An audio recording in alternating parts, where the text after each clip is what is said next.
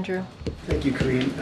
Two questions. Sure. You have repeatedly referred to the president's outing after the debate at the watch party, his remarks the next day in North Carolina, his appearances at fundraisers, his appearances this morning at the DC Emergency Operations Center. All of those appearances were scripted events where he spoke Not all. from a most spoke from a teleprompter. I know, but you said all, but not all. Okay, well, Let's just if you're be- correcting me, let's be- they're most. They're scripted, spoken from a teleprompter. How are Americans supposed to get the sense that the president is fully engaged and capable and thinking off the cuff when he's reading from prepared remarks so often? And why can't he just come down here? The briefing room's 30 seconds away. Why can't he come down here and assure us and the American people that he's okay? And I have a follow-up. Okay.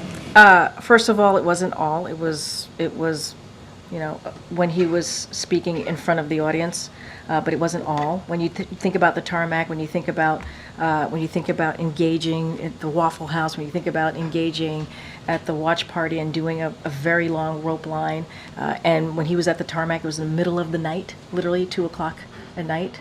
We all wanted to go to bed, but the president was certainly very focused and zeroed in on the American people who were out there, cheering him on and wanting to see him and take selfies and get a hug from this president. That's what you saw. And I don't know if you missed this, but I also shared that he has done more than 40 interviews this year alone, and we're going to continue that. He's going to do an interview with ABC, George Stephanopoulos, this week. Those were unscripted. He's done more than 500 gaggles. Those are unscripted, and we want to continue to do that.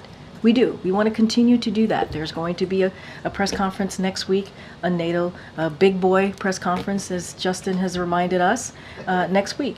And so that's going to be important as well. And I have a follow-up. Sure.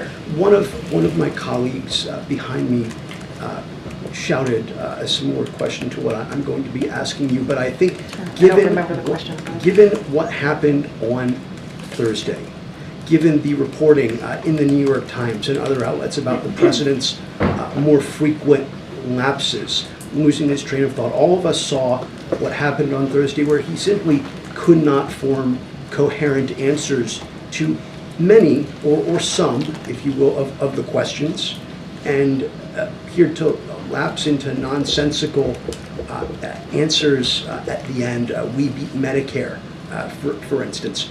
I'm going to ask something delicate, and you may not like it. The president may not like to hear it if he's watching, but I think the American people need to get a yes or no answer on this.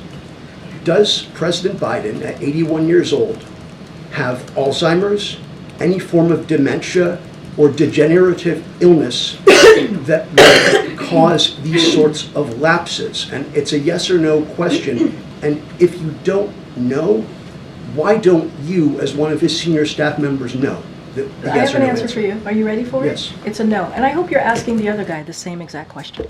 Okay, go ahead.